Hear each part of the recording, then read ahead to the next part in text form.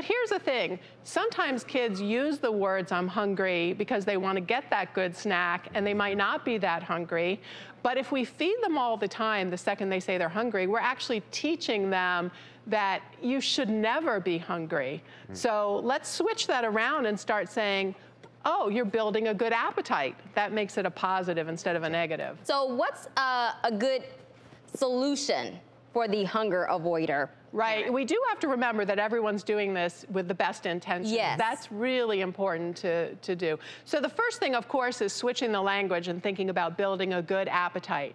Another thing we want to do is remember that we are shaping our kids' taste preferences. So we can do what I call the rotation rule, which is mixing up when you serve food, but start using the foods your kids only like, right? It's because we can separate out the behavior issue of wanting the same food all the time from our parental concern that they're going to be hungry. So just take the foods that they're used to and switch up when you serve them. So for breakfast, don't serve the same thing 2 days in a row, in other words. So that's the first thing, the rotation rule. But we can also remember that when it comes to fruits and vegetables, we can be happy with what I call the happy bite, the 1 or 2 or 3 bites of the fruit or vegetable that kids will almost always take before we come along and say, hey, 3 more bites, right?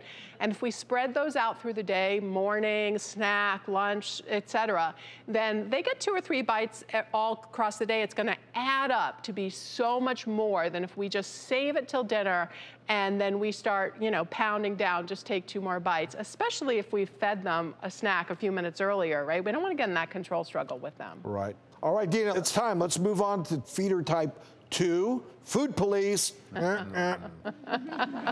Okay, so you know you are part of the food police if you are really monitoring what your kids eat when it comes to processed food and sugar and junk. And if you have a mild case of this, you might just be hiding the sweets and treats in the house and doling them out selectively. But if you have a severe case of this, then your kids are never getting sugar, they're never getting processed foods.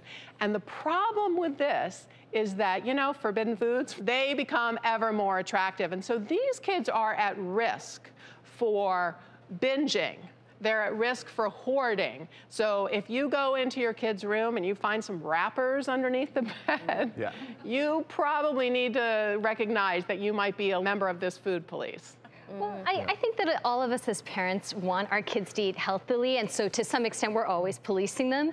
But you know, it's extreme. Like the other day, my son had a friend over and we ordered sort of quote unquote healthy pizza, and his friend who was over, like his mom does not ever allow him to eat pizza of any type, and that kid scarfed down like the entire pizza in 20 seconds flat. Yeah, so I think you're right. It really sets up a very unhealthy sort of binge aspect when they finally have access to that food that they're not allowed to eat.